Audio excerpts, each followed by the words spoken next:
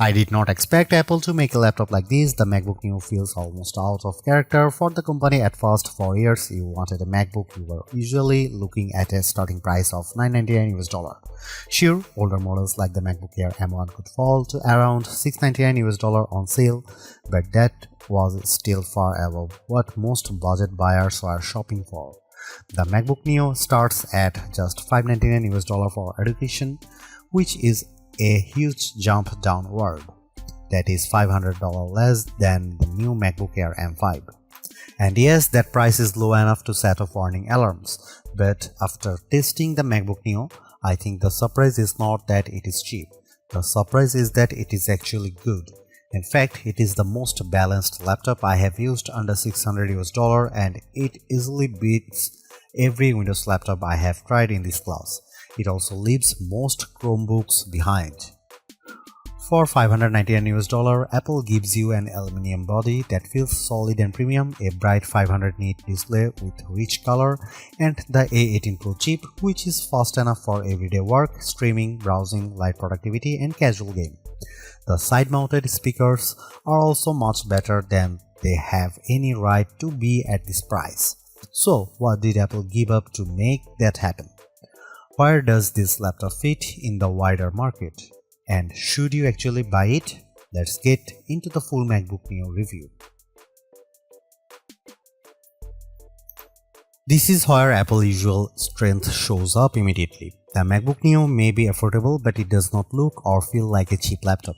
That is one of the biggest reasons it stands out so much in this category.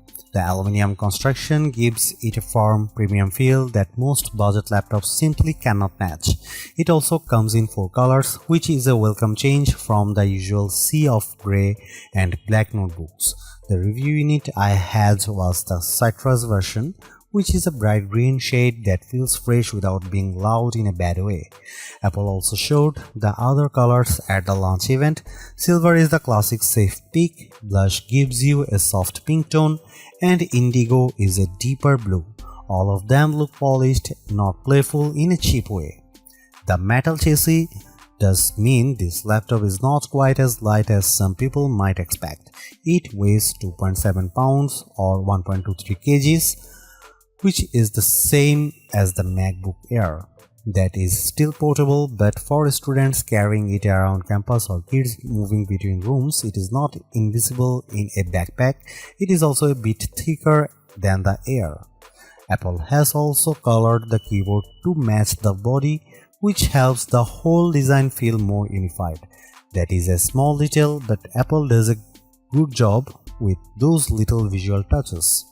One thing to know is that Touch ID is not included on the base model. If you buy the 512GB version, you get the fingerprint button on the keyboard. That is much more useful than the standard log button on the cheaper model, especially because Touch ID speeds up logins, purchases, password entries, and app approvals. It is a shame Apple locked that feature behind the more expensive configuration, since biometric security is already common on many cheaper laptops. The keyboard itself is comfortable and familiar. It feels like a proper Magic Keyboard, which is good. The bad news is that it is not backlit. That is probably the clearest compromise Apple made to hit this price point, and it matters more than some people might think. In a dim classroom, a dorm room, or a late-night study session, the missing backlight becomes annoying fast.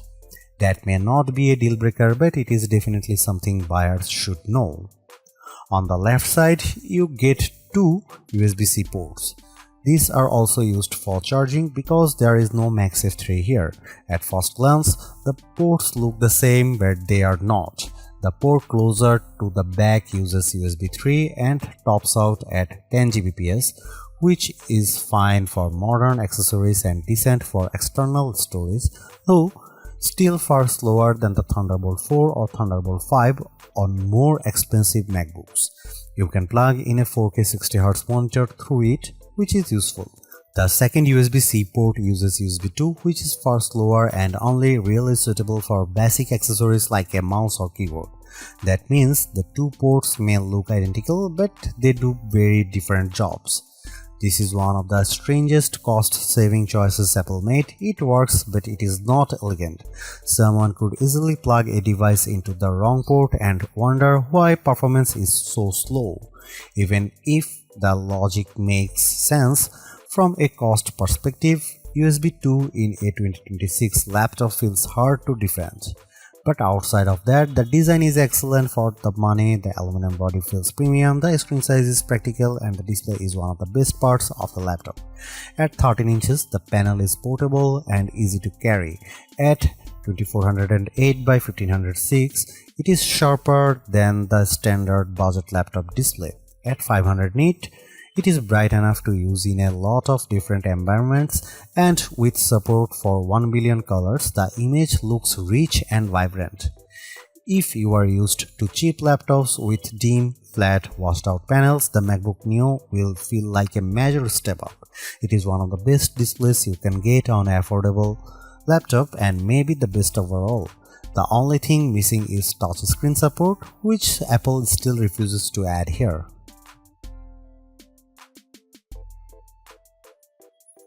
The MacBook Neo's performance story is unusual, but it makes sense once you look at the pricing.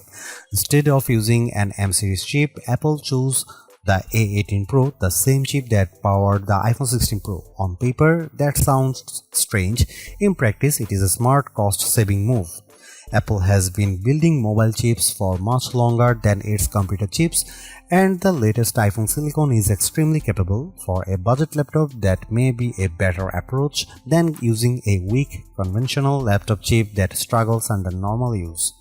Using an older iPhone chip lets Apple keep the price down while still delivering strong everyday performance. You might wonder why Apple did not simply use an older M chip like the M1. The company says the A18 Pro has a 16-core neural engine that is better suited for on-device AI work, including Apple Intelligence features inside macOS. The M1 is not as strong in that area, and the A18 also uses faster memory, so the choice is more deliberate than it first appears. Because the A18 Pro is still a 64-bit ARM chip, you are not getting some limited phone-only system here. The MacBook Neo runs full macOS, which means standard Mac apps work normally. And that matters. This is not a lockdown machine like many Chromebooks, which are limited to a narrower set of apps, or Windows 11s laptops, which are restricted in annoying ways and often push you toward Microsoft Store downloads and Edge browsing. The MacBook Neo avoids that kind of frustration completely. For everyday use, the experience is very good. macOS runs smoothly enough, and while it is not as fast as a MacBook Pro, it is still impressive for a machine this affordable. I would recommend keeping the workload light and realistic. Use built-in apps, office software, browsing, streaming, and basic creative tools, and the Neo behaves well. I tested it with GarageBand and Keynote, and both worked without issue. That is exactly the kind of software this machine is meant to handle. It can also go further. I installed Steam, which needs Rosetta on non-Intel hardware, and it ran fine. That shows how open the Neo is compared with Chromebooks and other budget systems.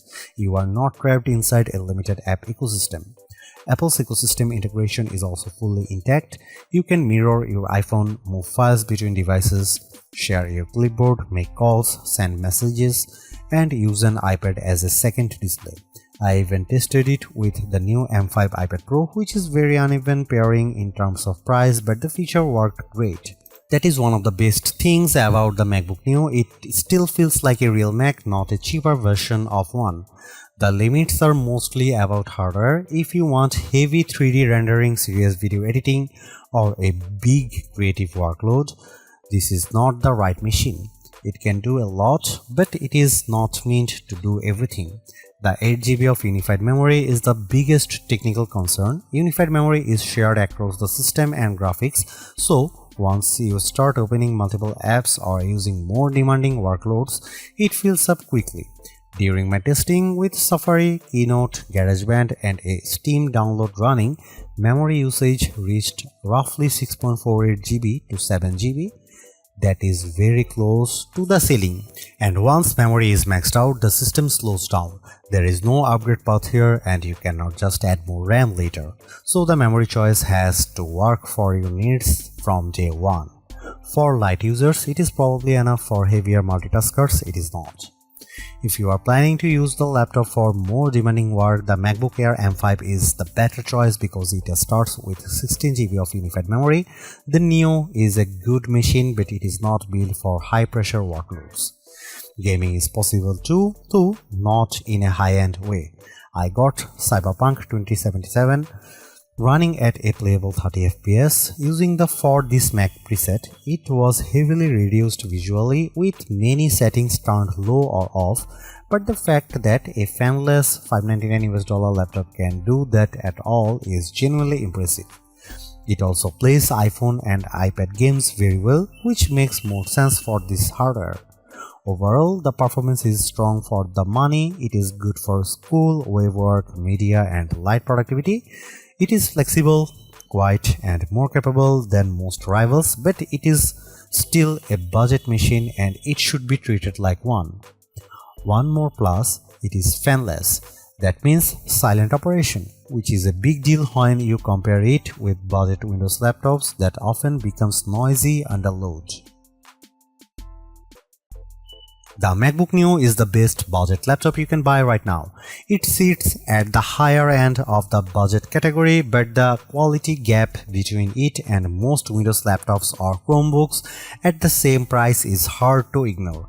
The MacBook Neo looks better, feels better, and performs better in daily use. The display is excellent, the speakers are unusually good, and the overall experience feels far more premium than the price suggests. What Apple really nailed here is the software side. This is not a watered-down Mac experience. You still get full Mac OS, broad app support, and the normal Apple ecosystem features that makes MacBooks so useful in the first place. Yes, there are compromises. The memory is limited, the keyboard has no backlight, and the USB-C setup is odd. But those trade-offs are easier to accept when the rest of the machine is this well executed. In the end, the MacBook Neo is exactly what a budget MacBook should be. Simple, capable, polished, and worth the money.